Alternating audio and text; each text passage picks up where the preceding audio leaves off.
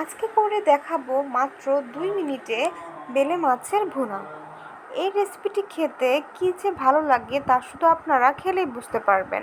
আজকের এই রান্নায় আমি কোনো প্রকারের বাটা মশলা ব্যবহার করব না। আমি পাপড়ি স্বাগতম আমার রান্নাঘরে।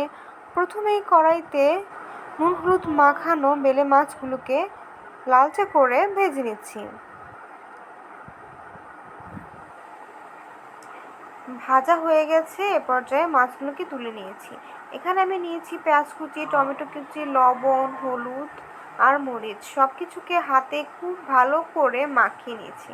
এদিকে আমার তেলটাও গরম হয়ে গেছে, দিয়ে দিয়েছি হাতে মাখানো মশলাগুলি। এবার ভালো করে নেড়ে চেড়ে তেলটা উঠে আসা পর্যন্ত খুব ভালো করে কষিয়ে নিচ্ছি।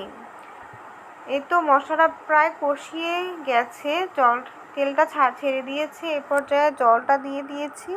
জলটা দিয়ে ফুটে ওঠা পর্যন্ত চুলার আঁচটা বাড়িয়ে অপেক্ষা করব। জল ফুটে উঠতে শুরু করেছে, এ পর্যায়ে ভেজে রাখা মাছগুলোকে দিয়ে দিলাম। মাছগুলোকে দিয়ে চুলার আঁচটা মিডিয়াম লোতে রেখে আরও কিছুক্ষণ রান্না করলেই খুবই অল্প সময়ে রেডি হয়ে যাবে আমার আজকের সুস্বাদু বেলে মাছের ভুনা।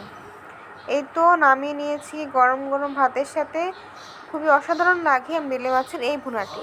আজকে এই ভিডিওটি যদি ভালো লেগে থাকে অবশ্যই চ্যানেলটি সাবস্ক্রাইব করবেন। ধন্যবাদ।